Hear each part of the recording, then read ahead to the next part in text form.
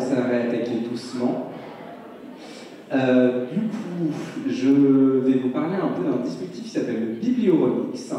Pendant 40 minutes à peu près, puis on prendra un temps de pause, et au retour de la pause, tous ces petits post-it que vous avez récupérés, vous avez l'occasion de vous en servir.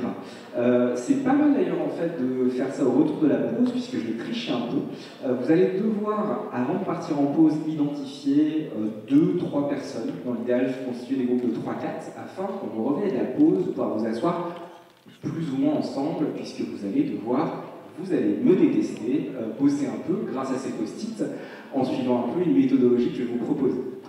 On va parler du coup du Biblioremix, de à quoi ça sert et de pourquoi toutes les réunions avec des post-it ne sont pas nécessairement une tentative horrible de se transformer en une start-up atroce. Alors, même s'il y a parfois un peu de ça,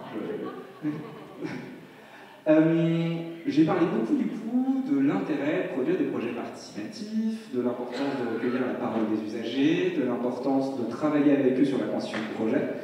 Et tout ça, c'est bien mignon, mais on a aussi insisté lourdement sur quelque chose ce matin, qui est comment est-ce qu'on fait quand on est à des degrés d'information différents, de compétences différents. Ce qui n'est pas insultant au demeurant, on ne peut pas s'attendre à ce que des usagers soient aussi compétents que nous sur le fonctionnement d'une bibliothèque, ce serait même assez injuste envers eux de le penser. Et comment on fait avec ces parcours différents pour quand même réussir à recueillir une parole, à créer des animations et à travailler avec les gens, d'autant plus quand on rajoute à ça une surcouche qui est celle de nos différentiels de légitimité. C'est-à-dire que, qu'on le veuille ou non, on incarne quand même une parole en tant qu'agent de la fonction publique, en tant que... Nous ça nous surprend quand on ne se sent pas des super-héros de l'État français au demeurant, mais on représente quand même quelque chose qui a un pouvoir symbolique qui est fort. Une bibliothèque, symboliquement, c'est très chargé. Quand on a des enquêtes, par exemple, autour de ce que les gens pensent de la bibliothèque, le côté un peu temple de la culture revient souvent. Donc c'est pas un lieu qui est anodin, on est des agents, et là-dessus les gens peuvent être un peu paralysés parfois, quand tu as aussi l'idée de paraître tout simplement bête. Oui, c'est rare, je me dis, mais pour beaucoup des gens, vous êtes l'élite culturelle de la nation, et moi aussi. Alors attention quand même, attention. C'est évidemment vrai, hein, bien sûr, mais... le Biblioremix, qu'est-ce que c'est? C'est un outil, alors je vous le fais en mode très rapide, c'est un outil de développement de projets collaboratifs, donc avec nos usagers, qui met l'accent sur la créativité, l'envie et le fait de mettre en place des projets qui font preuve d'empathie pour les besoins de nos usagers. Tout un tas de mots qu'on va explorer un peu ensemble.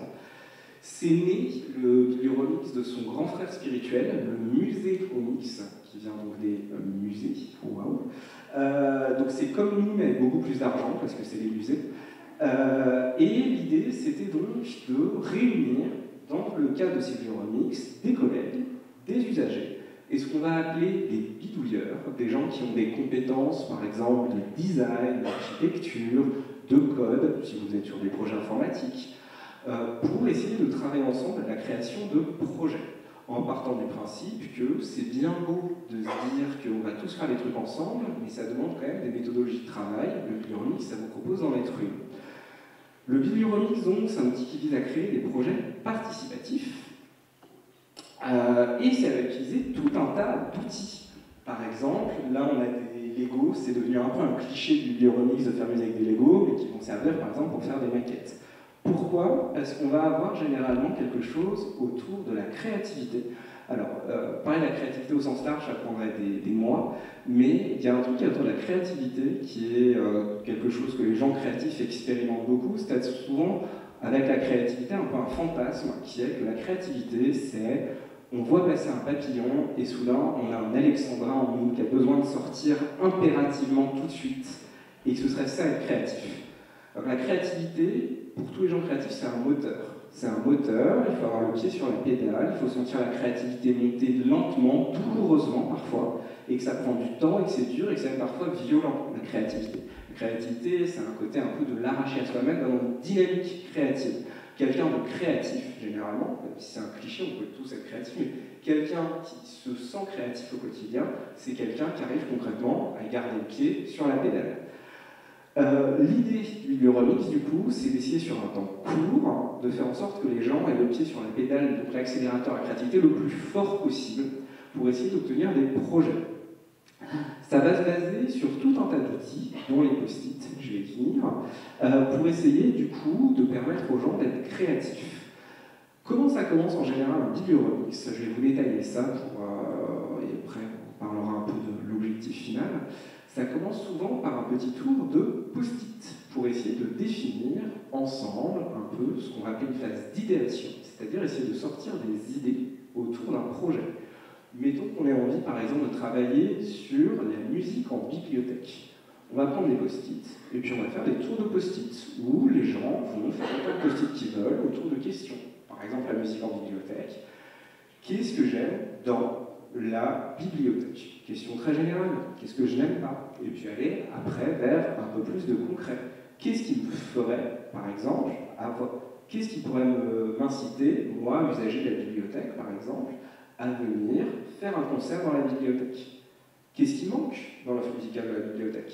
Qu'est-ce que j'aimerais éventuellement pouvoir trouver pour moi, peut-être me créer ma pratique amateur à la bibliothèque? Et ainsi de suite, et ainsi de suite. Pourquoi c'est intéressant ça? Généralement, on va avoir un souci quand on commence à développer des projets, et ce souci il est encore plus fort quand on a des différences de légitimité entre les gens, j'en parlais tout à l'heure, c'est le problème du singe hurleur. Le problème du singe hurleur, oui, attention, j'utilise un vocabulaire. C'est qu'en fait, c'est généralement quand on dit qu'il n'y a plus de hiérarchie et que tout le monde peut participer de la même manière, je le disais tout à l'heure, mais la nature a horreur du vide, donc on se retrouve juste plus à avoir quelqu'un qui prend la parole parce qu'il est le chef, on se retrouve à avoir quelqu'un qui prend la parole parce qu'il aime bien ça, prendre la parole. Et généralement, il parle plus fort, il n'a pas de problème à couper les jeux de la parole aux gens, il est très détendu avec le fait d'habiter tout l'espace, et on a donc défini qu'on n'avait plus de hiérarchie pour donner le pouvoir concret, puisqu'en fait, la parole est un exercice du pouvoir, le fait d'avoir la parole, j'ai du pouvoir sur vous, à une personne que j'appelle en termes affectifs le singe hurleur de la réunion. Ça, évidemment, c'est pas très intéressant. Et pourquoi est-ce que c'est intéressant du coup d'avoir ces post-it? Et ça va être au cœur de toutes ces dynamiques de start-up où on colle des post-it partout. Parce que le post-it est anonyme, parce que les post-it, ce ne sont pas les gens qui parlent par eux-mêmes, parce que le post-it pousse à la concision, et enfin, parce que la post-it ne permet pas le débat. Le post-it, c'est avant tout des idées qu'on lance, qui ne vont pas être remises en question en permanence, et qui vont pouvoir faire avancer comme ça une réflexion commune ensemble, au fur et à mesure qu'on les lit. Généralement, une matinée de biblioremix va commencer comme ça. On va se retrouver avec une heure après un mur constellé de milliers d'idées qui vont nous permettre après de commencer à réfléchir, en travaillant en groupe autour de ces idées quant à la manière de développer des projets. Le premier enjeu de ces développements de projets, ça va être, et ça c'est une dynamique que je trouve hyper intéressante à mettre en œuvre quand on commence à travailler sur des projets en bibliothèque, c'est de toujours mettre l'envie avant la contrainte. Et on est convaincu qu'on le fait. Je sais qu'on pense tous que c'est comme ça qu'on fait le projet, alors c'est toujours le contraire. Faire un projet, systématiquement, ça va être voir tous les murs qu'on a et essayer de trouver un petit fil qui pourrait essayer de les contourner, machin, faire quand même. Alors que c'est beaucoup plus simple et excitant de se mettre aucune limite dans nos projets, de faire la chose la plus ambitieuse possible, quitte à ce qu'elle soit au demeurant complètement irréalisable. Puis, une fois qu'on a un projet ambitieux, de voir comment, par gradation successive, on peut descendre en ambition pour faire cadrer ce projet avec nos contraintes à nous. Et ça, c'est un super outil, en général, de développement de projet, mais surtout qui marche vachement bien dans ces cas de projets partagés avec les usagers, parce que ce sont des gens qui n'ont pas conscience de nos limites en bibliothèque, et qu'on se retrouve souvent tout de suite dans des projets participatifs, et là, non, ça, on ne peut pas faire.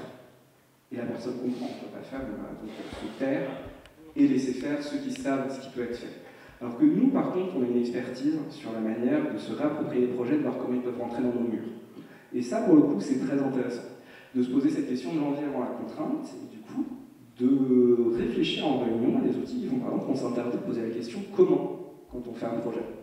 De construire que nos projets ont deux phases, et que la première phase, qui va être la phase d'exploration du projet, on n'a pas le droit à la question du comment. Et là, on va se dire que, bah oui, mais du coup, c'est génial, on va faire des trucs pharaoniques, on ne pourra jamais les faire. Sauf qu'après, évidemment, on va passer par une phase de définition, on va donc faire cette gradation, cette dégradation dans le sens du projet, on va tailler dans les branches. Parce que la vérité de beaucoup de créations de projets en bibliothèque, en fait, c'est que c'est un jeu de yo-yo infini. On est parti de nos limites, on a un truc pas enthousiasmant, on n'est pas content, on revient en arrière, nos limites sont encore là, et on joue dans un jeu de frustration infinie, à avoir le sentiment qu'on ne peut rien faire. Et c'est pas tant qu'on peut rien faire, c'est simplement qu'on arrive rarement à avoir une espèce de produit, de projet qui donne suffisamment envie pour aller chercher justement dans nos limites ce qu'on peut dépasser, ce qui est indépassable, et ainsi de suite. Quelle forme ça prendrait dans notre projet musique, dans les projets que j'ai vus par exemple? Ça va être que on a, je lui pense notamment pour la musique parce que j'ai bossé autour de ça dans un bureau de bibliothèque récemment. On a un projet intermédiaire qui va être que, à partir de maintenant, tous les espaces de la bibliothèque sont reliés à des instruments de musique, tous. Attendez, on commence à imaginer dans la bibliothèque tout ce qui peut être rendu musical. Est-ce viable? Pas forcément. Par contre, à la fin, il sera pris que 1 heure, ils ont défini qu'ils ont l'escalier central de la bibliothèque qui a un piano. Donc ils ont un escalier piano à la bibliothèque. Ou quand les gens avancent, selon les marches ou l'endroit où ils avancent, ça fait des sons comme dans un piano. Et je suis convaincu dans une réunion classique, si vous attaquez la réunion par « venez », c'est un escalier piano ça maintenant, vous allez vous prendre des cailloux pointus. C'est une certitude. Parce qu'en fait, on a besoin d'avoir ces jeux autour de la créativité, on peut aller le plus loin possible et voir comment ça marche. Un autre exemple que j'ai fait à la bibliothèque, d'ailleurs, le projet de mon bibliothécaire, enfin, le projet de notre bibliothécaire, c'est lui là, on peut le dire comme ça. Mais un projet qu'on avait fait avec des enfants, c'était du coup de leur demander ce qu'ils voulaient faire à la bibliothèque, et on a eu une bibliothèque. Donc, ce serait quoi la bibliothèque la plus cool au monde? La bibliothèque la plus cool au monde, évidemment, c'est que en fait, une bibliothèque, c'est un vaisseau spatial qui va dans l'espace. Et du coup, les bibliothécaires sont des space bibliothécaires et les usagers pareil. Alors, à notre grande surprise, on n'a pas fait ce projet.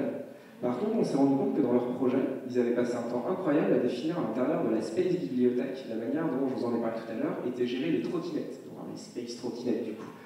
Parce qu'en fait, eux, ce qu'ils avaient identifié incidemment comme vraie problématique chez nous, c'était ça.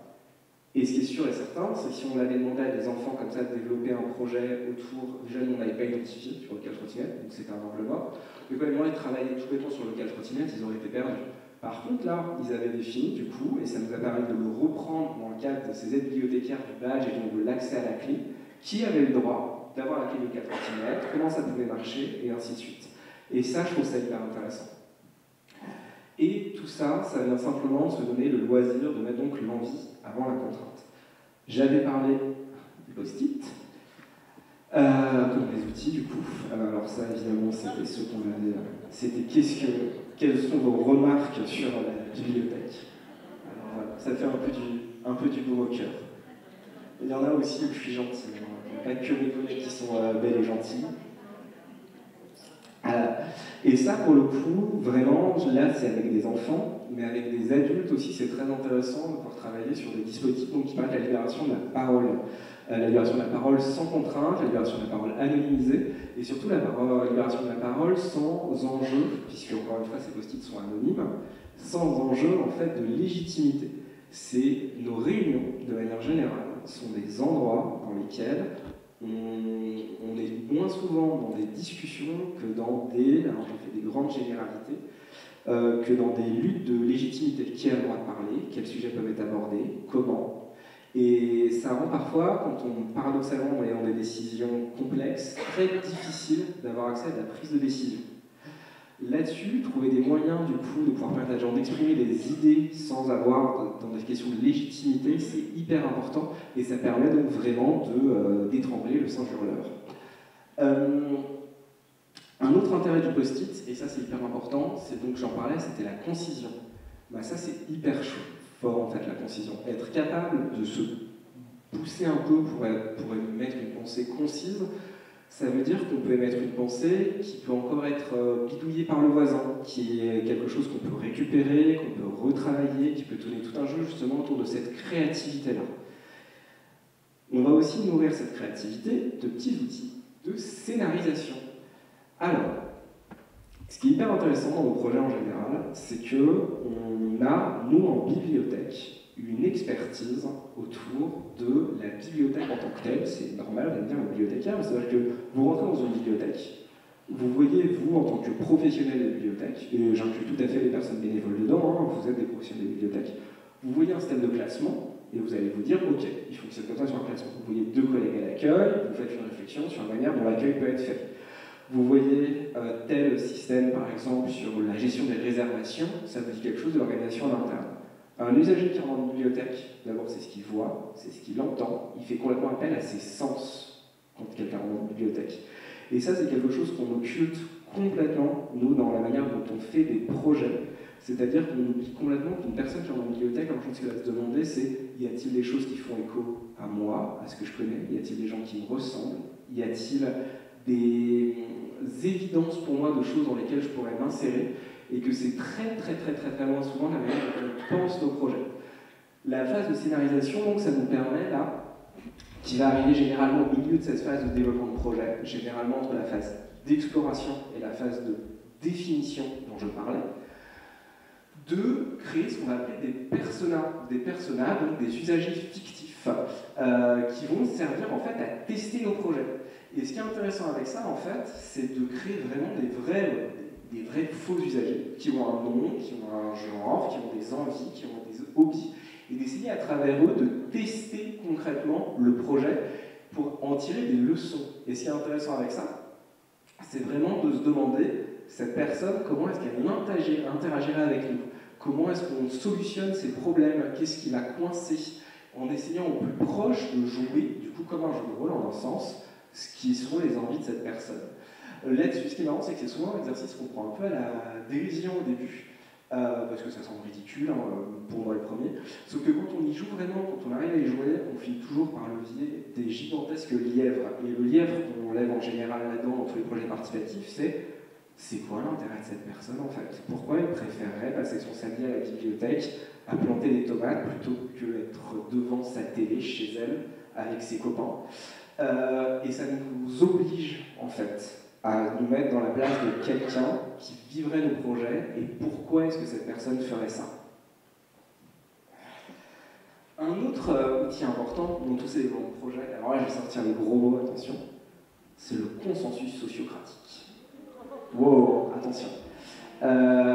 Si vous êtes curieux, la sociocratie, on a parlé un peu d'horizontalité ce matin, c'est une très intéressante école de l'horizontalité. C'est tout un champ d'outils pour repenser la manière dont on travaille ensemble et la manière dont on prend des décisions ensemble. Il y a énormément d'outils là-dedans, c'est beaucoup plus vaste que ce que j'ai le temps de vous présenter, mais il y en a un, notamment, que j'aimerais bien vous présenter, qui est la notion du consensus sociocratique, qui est un très bon moyen, là aussi, qu'on utilise dans le cadre du Biblioronix, et que je présente aussi pour vos projets en général, qui est qu'on a généralement un outil pour discuter entre nous, en général, pour trancher des problèmes. Cet outil, c'est le débat. On est des gens, en général, quand on n'est pas d'accord, qui débattent. Le problème du débat, et c'est le problème majeur qu'on va avoir dans nos réunions en général, et encore plus quand on essaie de penser des projets avec des usagers, c'est que l'enjeu principal d'un débat en général, c'est pas de savoir qui a raison, qui a tort, c'est surtout de ne pas se faire humilier devant tous les petits copains. L'intérêt du coup là-dedans, c'est que le débat, pour qu'il puisse être efficace, il faut qu'on soit au même niveau d'information, qu'on soit en confiance, donc en tête-à-tête, puisqu'être en confiance, ça veut dire avoir conscience que l'objectif de cette discussion, c'est bien d'avancer dans une direction commune et non pas d'éviter d'être humilié. Et enfin, on a besoin d'avoir en conscience les mêmes objectifs, une idée des objectifs finaux, que ce soit le projet, que ce soit la bibliothèque, ainsi de suite. Bref, un débat pour que ça marche, et c'est pour ça d'ailleurs que ça marche très rarement, c'est un degré d'engagement des gens qui est très dur à atteindre, et c'est en tout cas jamais ce qu'on est dans... C'est jamais le critère, disons, enfin c'est jamais ce qui est possible pour nous dans des réunions, ou dans des réunions de développement de projet. Ce que propose la sociocratie là-dedans, c'est de refuser le débat, en toute simplicité, ça semble un peu violent comme ça, mais c'est de le refuser entièrement, et de proposer à la place, quand une proposition est faite, d'avoir 3 degrés. C'est votre préférence personnelle, donc a priori vous êtes pour, sinon c'est un peu dommage quand même, il faut peut-être réfléchir à vos choix de vie. C'est dans ce que vous pouvez tolérer, range of tolerance, C'est-à-dire que vous n'êtes pas forcément pour, mais honnêtement, ça ne va pas vous tuer, quoi. Enfin, c'est toute la phase de « je m'en fous » ou c'est la phase de « franchement, je vois pas du tout pourquoi on fait ça, mais je peux vivre avec ». Et ce « je peux vivre avec », il est hyper important. Et si vous êtes là-dedans, dans le cadre de la socratie, vous êtes pour. Donc vous allez rejoindre les gens qui sont dans leurs préférences personnelles. Et enfin, le dernier mot, c'est que vous êtes contre. Et là, c'est pas juste que vous êtes contre, c'est que vous êtes contre et vous pensez qu'il ne faut surtout pas faire ça, ce qui vous octroie un droit de veto, qui n'est pas questionnable et qui renvoie le projet à sa phase de début, de réalisation. Et ça, c'est hyper intéressant. Parce qu'en fait, ça oblige deux choses. Premièrement, à essayer de trouver le consensus, parce que le droit de veto existe. Et deuxièmement, à réaliser que son droit de veto, c'est réellement ça. C'est-à-dire qu'on n'est plus en train de grommeler un peu pour le plaisir parce qu'on aime grommeler. Grommeler, ça veut dire concrètement renvoyer objectivement le projet à ses prémices et faire réaliser aux gens, de manière générale, qu'en fait, on préfère tous avoir quand même le sentiment d'avancer, même dans le cadre de quelque chose dans lequel on ne voit pas encore trop la finalité, d'avoir l'impression d'un éternel recommencement. C'est l'histoire classique de au début, j'ai essayé de faire avancer un peu les choses, ça ne menait nulle part, bon, maintenant ça fait 20 ans, j'ai un peu la flemme, quoi. Avec ça, au moins, ce qui m'intéresse, c'est qu'on arrive à produire des choses. C'est qu'on avance des choses, qu'on se plante fréquemment, ça ne veut pas dire qu'on a toujours raison, mais qu'on arrive à outrepasser ce qui est le deuil de bien des projets, c'est-à-dire la phase, en fait, où on est toujours dans du débat et dans de la contrainte et dans l'impression de ne pas réussir à avancer. Ça demande une incroyable gymnastique mentale et beaucoup donc de confiance d'avoir ça. Mais une fois qu'on fait comprendre à des groupes de gens comme ça qui travaillent ensemble le poids du veto, et ben on fait vraiment comprendre en fait ce que ça veut dire que de refuser quelque chose dans le cadre de gens qui veulent avancer. Et attention, hein, il faut tout à fait respecter les vétos. Mais il faut aussi dire que si on peut tolérer quelque chose, c'est quand même mieux de se mettre dans l'idée d'avancer dans le sens du projet, quitte à trouver de nouveaux embranchements, quitte à trouver des nouvelles idées, quitte à par exemple créer à l'intérieur de ce projet qui est en train de naître les zones de confort dans lesquelles on pourra s'investir. Ça reste pour le moment ce que je dis extrêmement flou, mais si je prends un exemple, par exemple, on avait, on avait du coup créé un biblioremix, dans un biblioremix qu'on avait fait là aussi avec des enfants, un projet qui était, on ne l'avait pas créé, les enfants l'avaient créé, ils voulaient avoir des rois de la bibliothèque et des reines de la bibliothèque. C'était un groupe de 3 enfants, ils avaient 9 ans, 11 ans et 15 ans, donc il y avait un roi qui allait avoir entre 8 et 10, un entre 11 et 13 et un entre 14 et 17. Ils avaient des noms en tête, je vous laisse deviner.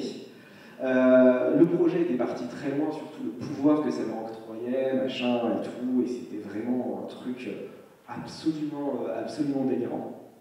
Et ce qui était marrant, c'est qu'il y en avait un dans le groupe qui n'était pas trop à l'aise avec tout ça, mais qui avait proposé quelque chose quand même, c'est que la personne là qui a tout ce pouvoir peut avoir quand même c'est des enfants, hein, donc des petits soldats, disons, à qui il avait distribué des petits moyens de se faire reconnaître. C'est devenu les fameux badges qu'on distribue aux aides bibliothécaires, ce projet. Et au final, c'est devenu le seul truc qu'on a gardé de ce projet.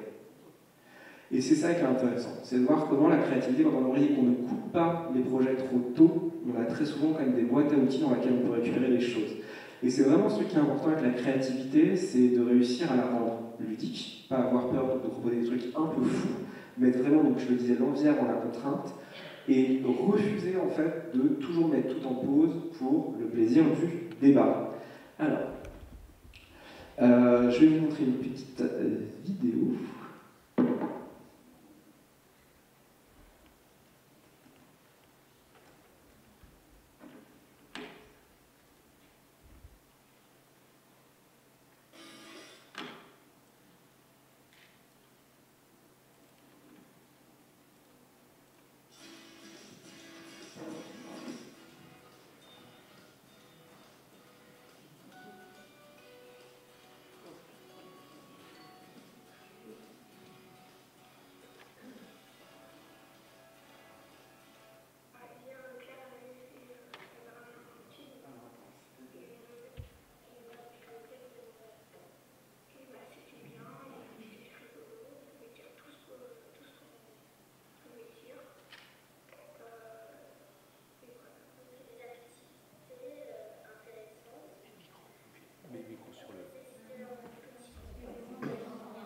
Mais quand on regarde ça, alors peut-être que la sortie son, je peux l'envoyer sur le projecteur. Sur la sortie son, tu penses? Bon, faire le commentaire de la vidéo, ce sera plus intéressant. Là, ce qu'on voit, par exemple, c'est la manière dont, en fait, cette activité qui était drôle, c'est que toute cette phase pour proposer aux enfants. Alors, je comprends pas, il répond plus 25 minutes. Vraiment, Florence, nul. Zéro, quoi. Toute cette activité, du coup, ce qui était intéressant, c'était de voir comment, après ce qu'on a proposé aux enfants, on fait des matchs.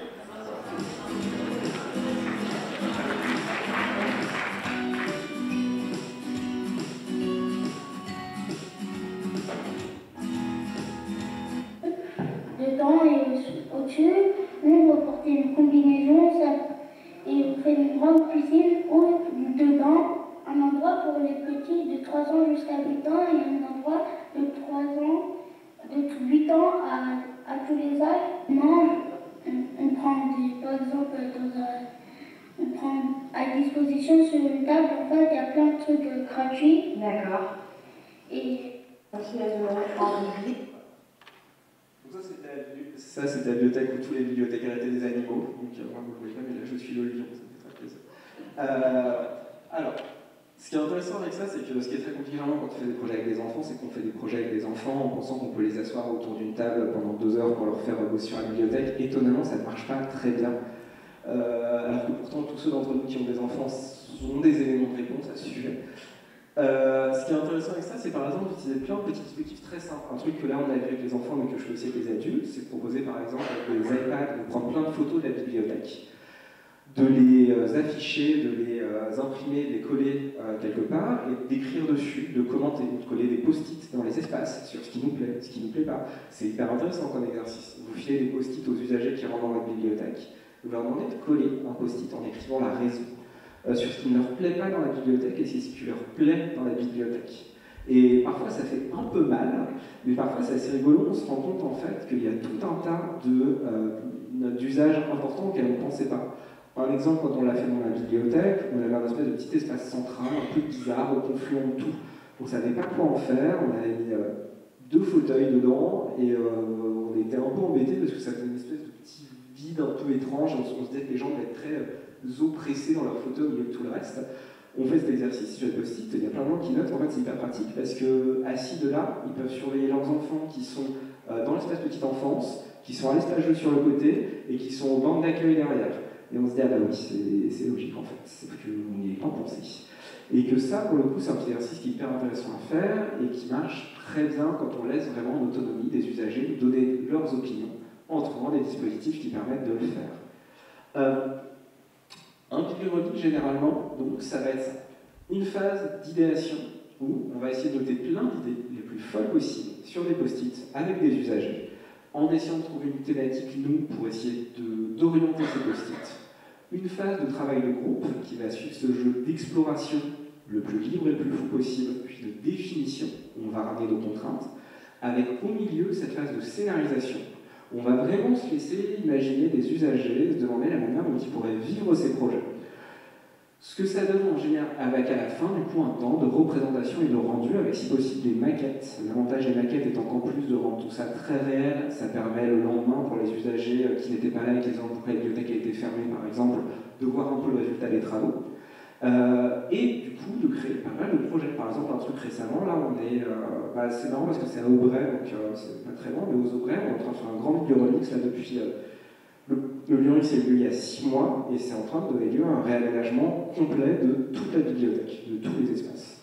D'ailleurs, ce qui a été marrant, et ça, je pense, arraché des larmes de sang aux collègues, mais ça a acté un consensus qui était qu'il fallait quasiment pilonner un tiers des collections. C'est dire parfois le degré de violence aussi du regard des usagers sur nos pratiques, mais c'est aussi dire malheureusement que parfois ils voient des choses qu'on se refuse à nous-mêmes de voir. L'enjeu principal du code bibliorelique, c'est ça. Trouver un dispositif pour être créatif, déjà, être créatif avec des gens qui viennent de milieux différents de nous et qui n'ont pas les mêmes compétences, être créatif sur un temps court, et à la fin de ce temps, avoir des idées concrètes de projets à mettre en place à la bibliothèque. Dans les projets qui sont nés, j'ai parlé des nôtres. Le projet, par exemple, 4C au champ libre, c'est là. Un projet un peu emblématique, c'était la salle, c'était un projet de salle sur demande à la bibliothèque Lucien Rose. Mais sinon, là, depuis le temps j'en vois, j'ai la celle des Aubrais qui est récente, mais en l'espace de 8 ans, il y a vraiment eu tout qui est son contraire qui a été fait dans ce cadre-là, et il ne faut surtout pas le voir comme une espèce de machine magique à produire des projets, mais comme tout un tas de petits dispositifs qui, mis bout à bout, visent à nous simplifier la vie pour produire des projets avec des gens. J'ai beaucoup noté. Est-ce qu'il y a des questions autour de tout ça?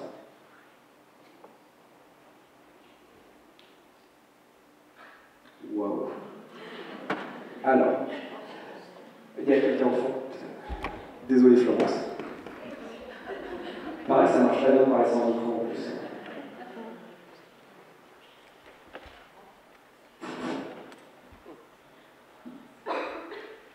Du coup, comment vous constituez le groupe de départ? C'est une excellente question. Alors, on a à chaque fois une petite idée en tête. Enfin, typiquement, si on veut travailler par exemple sur nos espaces jeunesse, ce qui était le cas, on va essayer de choisir du coup des enfants, des gens concernés par le projet. Et le vrai enjeu, c'est vraiment d'avoir des gens en qui on a confiance et qui sont investis dans le lieu.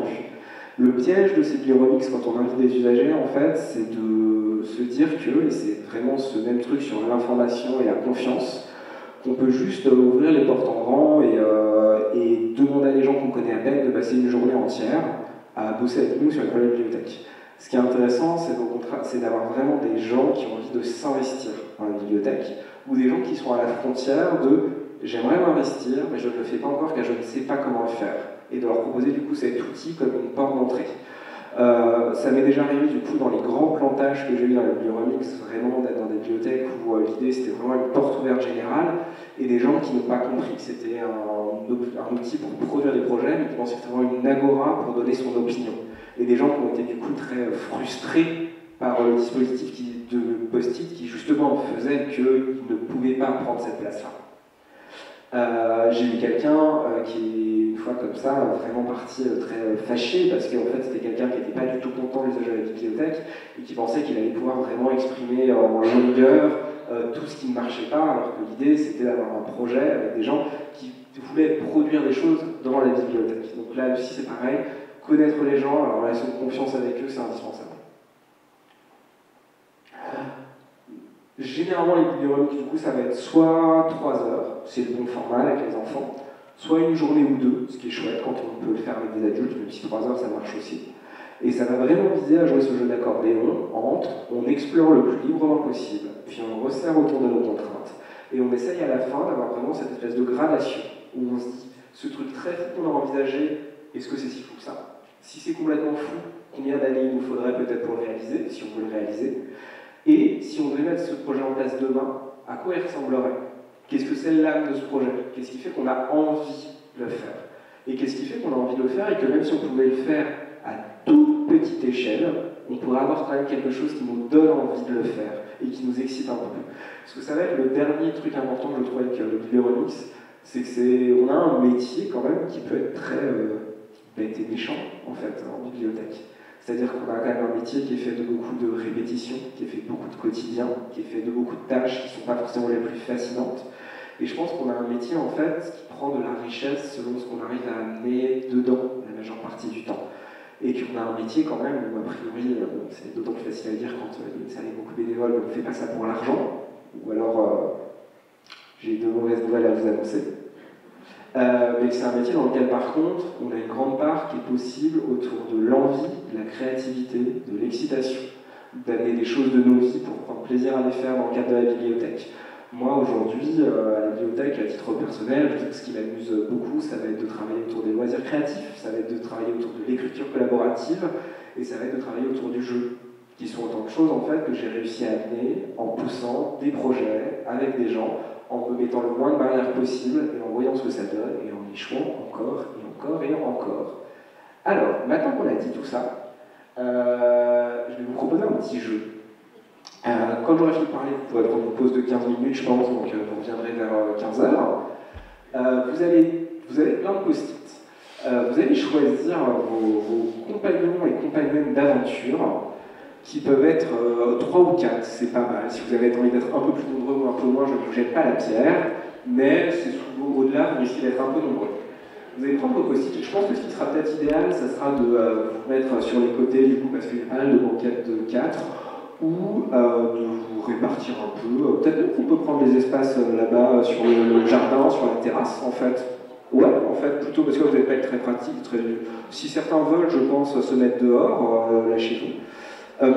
Et de faire un petit jeu, du coup, de biblioremix. Alors, quelle forme ça pourra prendre?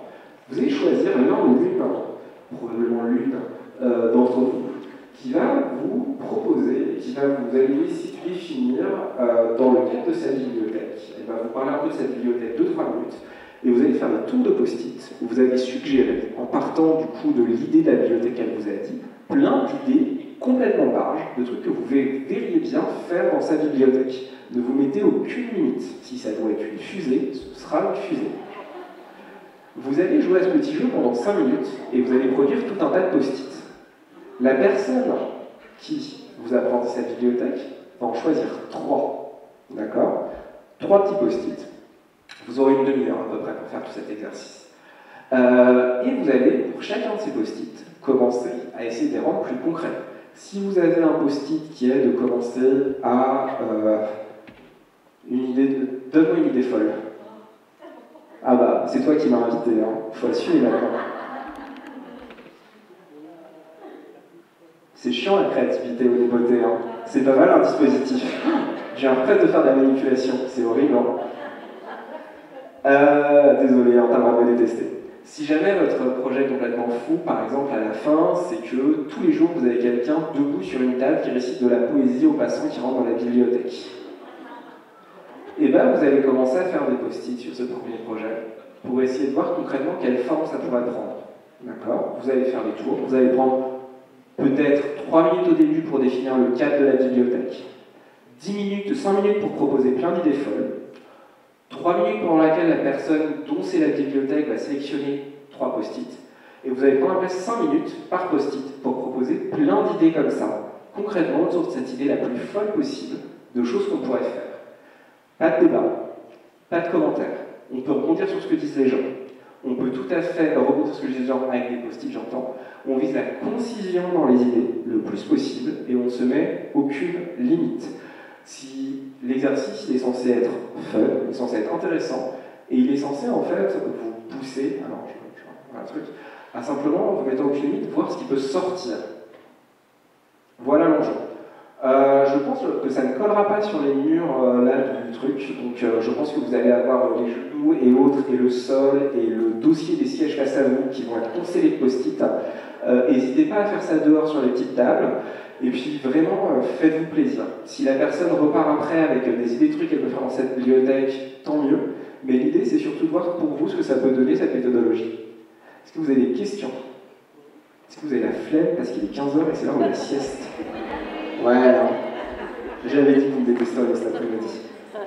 Prenez-vous 15 minutes de pause et puis je vais s'attaquer là-dessus. Et puis du coup, c'est la dernière fois moi que je prenne la parole cet après-midi. Je vous remercie beaucoup pour votre attention.